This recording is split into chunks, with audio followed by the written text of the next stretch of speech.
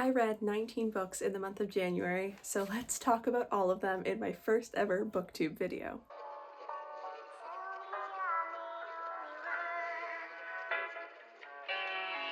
Welcome to my first ever booktube video. I am so excited to be here and I hope to be making a lot of content here in the future. I figured let's start nice and simple with a wrap up for all of the books I managed to read this January. I have my trusty reading log here and I have a good chunk of the books, so let's talk about all of them. First, let's talk about all of the fantasy books I read in January. Starting off strong, I managed to read the entire Lord of the Rings trilogy for the very first time ever, and it was so exciting to finally get to scratch this off my reading bucket list. The Lord of the Rings are my favorite movies of all time. They're the first movies I ever watched, but I had never actually read the book before, so I was very excited to get the chance to read them and to be able to do it in a month. I thought it was going to take me a lot longer. I am going to be doing a deep dive into the Lord of the Rings in a separate video because I really think there's so much to unpack here, but the gist of the story is I rated the first one 5 stars. I think it was pretty much flawless. The second one is my favorite movie, but sadly was my least favorite book, still rated at 4 stars, and Return of the King was a solid 4.5 stars. These are obviously just the greatest fantasy books of all time, and even if they aren't the easiest read at parts, they are so worthwhile and it is so fun to get to see kind of where it all started. I did finally manage to finish the Mistborn trilogy by Brandon Sanderson. I was hoping to squeeze it in at the end of last year, but I just couldn't. There was too much going on here, but I got to The Hero of the Ages and I read that this month. Very sadly, I did not love this book. I thought the first 2 books were near perfect as far as fantasy world building goes, and I was really displeased with some of the choices made in this book. I rated it 3.75 stars when I finished it. Looking back, it's probably closer to a 3.5, which is just so surprising because the first book was 5 stars, second book was 4.5. This one just didn't do it for me. It is a masterclass in fantasy, in world building, in character. Everything about it is almost perfect until you get to the end, and unfortunately our female main character does suffer the consequences of being written by a male author. I don't know if I'm gonna dive into more Brandon Sanderson, probably will eventually, but this left kind of a bad taste in my mouth, so I will take a long break before I decide what I'm tackling next from Brandon Sanderson. You're all gonna know what this book is. It was the release of the month, Onyx Storm by Rebecca Yarros. I read this on release day. I have annotated it all here. I really enjoyed it. I don't pretend that these books are incredible, but they're entertaining, and sometimes that's all I'm asking for. I do like to tell people when I'm talking about this book that I hated the second book with all my heart and soul, and I told myself if this one wasn't good, I was done forever. And you know what? This one was great. I think Rebecca Yarros really improved on some of the issues people had with the second books, namely characters communicating with each other and pacing, and I just kind of rolled through this book so easily. I was so swept away, I didn't notice how far I'd gone into the book until it was almost the end, and I didn't find the ending as painful as a lot of people did. I also just do think it's worth taking a second to appreciate the sprayed edges on this. Next up, we have a book I don't physically have with me because I listened to it, and that is Wrath of the Damned by Ella Fields. This is the second book in a fae romantasy duology. I listened to both of them on Audible, and you know what? They're a pretty good time. I'm not going to pretend they're fantastic. They are very standard fae fantasies about a changeling girl in the mortalish world who is swept away to a fae kingdom, betrothed to a fae king. This is the second book, so it deals with the consequences of some of the choices she made in the first book. There is a war, there is pretty high stakes, there is so much spice in this book. Honestly, maybe too much at some parts, but if you're looking for a really easy fae romantasy listen, I recommend this. Blood of Hercules is probably one of the most confusing books I've ever read. I did not know until about halfway through what was going on, and even when I finished the book, I wasn't sure that I liked it.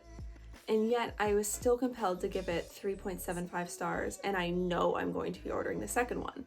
So what does that mean? This is about a world where the gods are real, but it's taking place in the year like 2100, so it's kind of a dystopia, but it's a Greek myth dystopia, and our main character is added to like a Spartan training academy, and there's like different classes of gods. And also she has multiple love interests, but none of the love interests are particularly nice to her at any point during this book.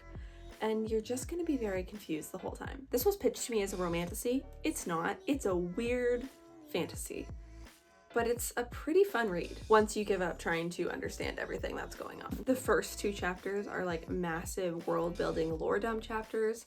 There's a whole chart of all the different gods at the start, and none of it made sense to me. Before I go any further, if you're interested in hearing me talk about books, having a Canadian booktuber to follow, watching videos about romance books, fantasy books, book journaling, please consider hitting the subscribe button or checking out any of my other socials. I have Goodreads, Storygraph, and TikTok.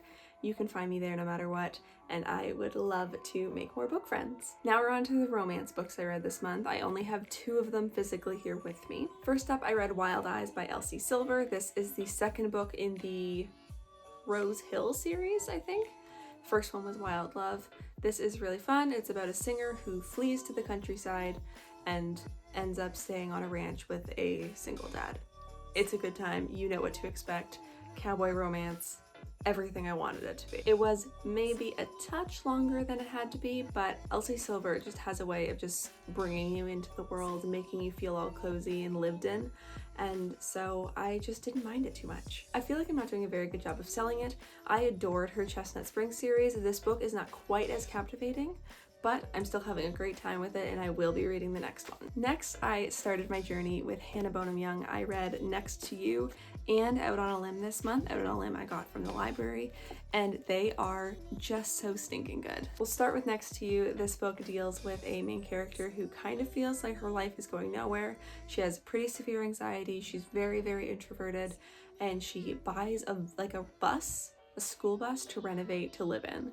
And the guy that she recruits to help her is this gentleman right here, and obviously they fall in love. There was a lot more family content than I expected, like each of them dealing with their respective traumas and their families, but it was still a super enjoyable read and I had a great time with it. This really just made me fall in love with the way Hannah Bonham Young writes people, and I was so excited when I got to pick up Out on a Limb, which I loved even more. I gave it 4.5 stars. This is a book that really centers characters with disabilities. It is the story of an accidental pregnancy, but honestly, as a hater of the pregnancy trope, I did not mind Out on a Limb. I thought it was really well done, super sweet, and I'm so excited that her next book is following more characters from this universe. I should also mention Hannah Bonham Young and Elsie Silver are both Canadian authors, so if you're looking for more Canadian romance authors, you should definitely be adding her to your list. I really debated whether to put this next one in romance or fantasy, but I decided it probably fits better in romance, and that is Puck and Prejudice. It is as ridiculous as it sounds. A modern hockey player falls through a magical pond and is transported back to Regency England, where he meets a very spunky, wants to be independent protagonist who happens to be very close friends with Jane Austen herself, and shenanigans ensue.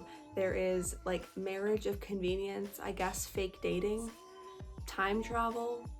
There's a lot going on here. I'm not saying to take this book too seriously, but I am saying it was a fantastic ride. If your two loves are the 2005 Pride and Prejudice movie and hockey romances, I really think this book was written with you in mind. And by you, I mean me. It was written for me specifically. And the last book in the romance category is one that I came really close to DNFing, and it was Grimstone by Sophie Lark. I'm so sorry. I know people love this book. It is about a girl and her brother who move to kind of a spooky town. They've inherited this rundown mansion and they're going to renovate it and flip it and sell it, and that's the premise. But their neighbor is this mysterious doctor and everyone thinks he killed his wife, and it's kind of a dark romance. There's some stalker elements, there's like crime happening. Really a lot of red flags for this town. I don't understand why they stuck around. The biggest red flag is this man right here. This man, ugh. This is like the first time I think I've ever audibly said the word yuck when meeting a love interest. I did not like him.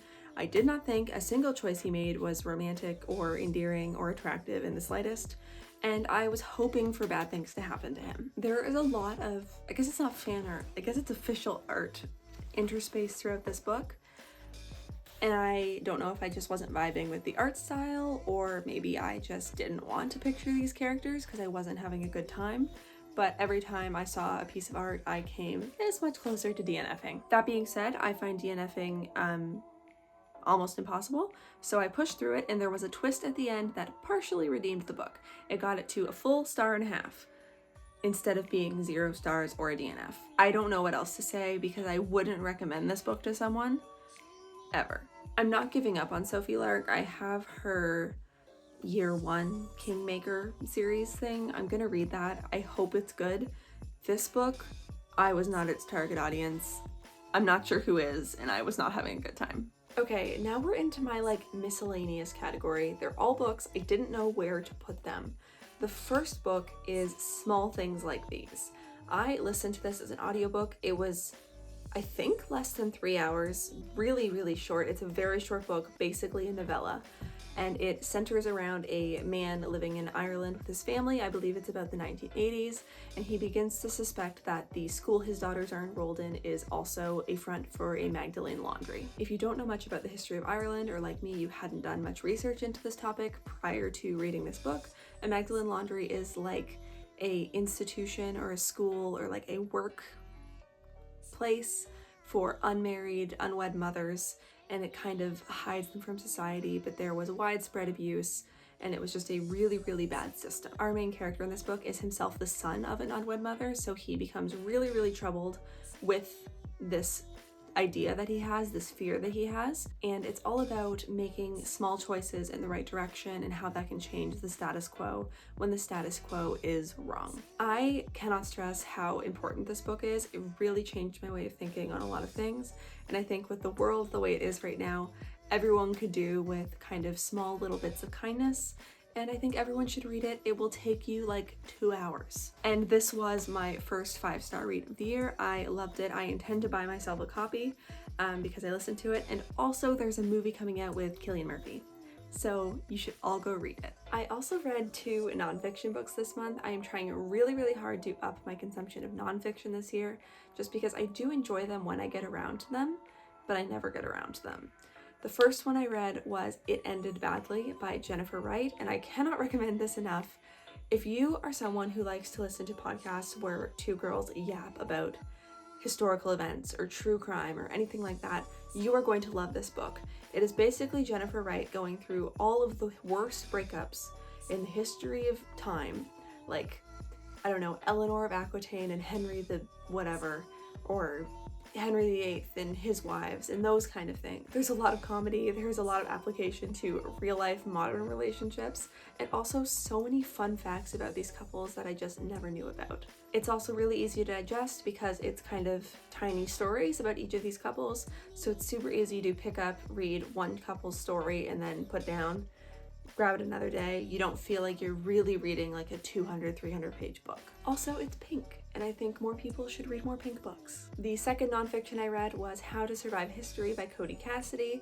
This is very similar in style to It Ended Badly, where it's kind of little baby stories. Sorry, I have a cat now.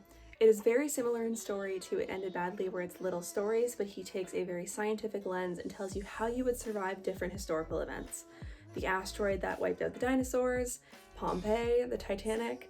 It's short, it's fun, you get a lot of fun facts, and I had a really good time with this. I listened to it and I recommend you do the same. I do also read a decent amount of manga, so I read the 13th volume of Spy Family this month.